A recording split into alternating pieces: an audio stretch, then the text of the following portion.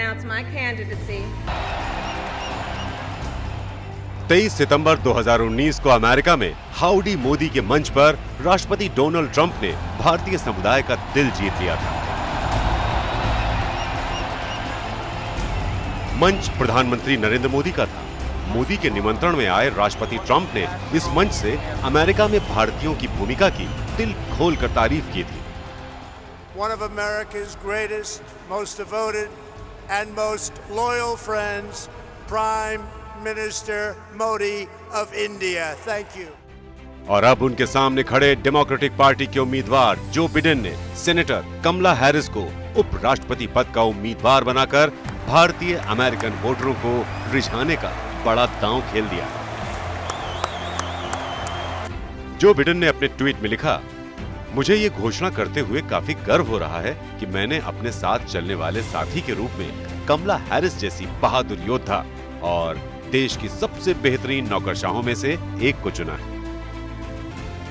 कमला Harris पूरे जोश के साथ चुनाव मैदान में ताल ठोक रही हैं। 51 साल की कमला हैरिस अभी कैलिफोर्निया से सेनेटर हैं। कमला हैरिस की मां चेन्नई से और पिता जमैका से ताल्लुक रखते हैं। कमला हैरिस नियमित तौर पर मंदिर जाती रही हैं। अपनी पढ़ाई के दिनों में वो तकरीबन हर साल अपने ननिहाल चेन्नई के बसंतपुर भी आया करती थी। जब उनसे ये पूछा गया कि क्या आपकी परवरिश साउथ इंडियन खाने के बीच हुई, तो उसके जवाब में एक बार उन्होंने बाकायदा दक्षिण भारतीय व्यंजनों के नाम तक गिना दिए थे। South Indian food, lots of rice and yogurt, potato curry, dal, lots of dal, idli. Yes, idli.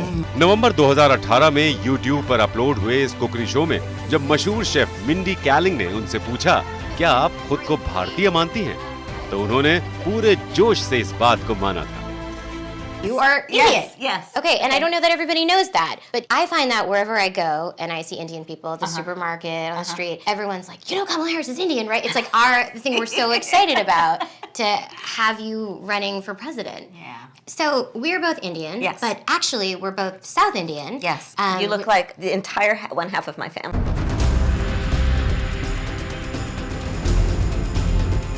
Kamala Harris और उनकी बहन माया को उनकी मां श्यामला गोपालन ने परवरिश दी। श्यामला गोपालन 1958 में कैलिफोर्निया आई थी।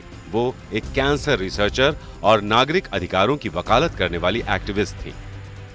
कमला हैरिस का नाम उपराष्ट्रपति पद के उम्मीदवार के तौर पर सामने आते ही भारतीय मूल के लोगों में उत्साह देखा गया है।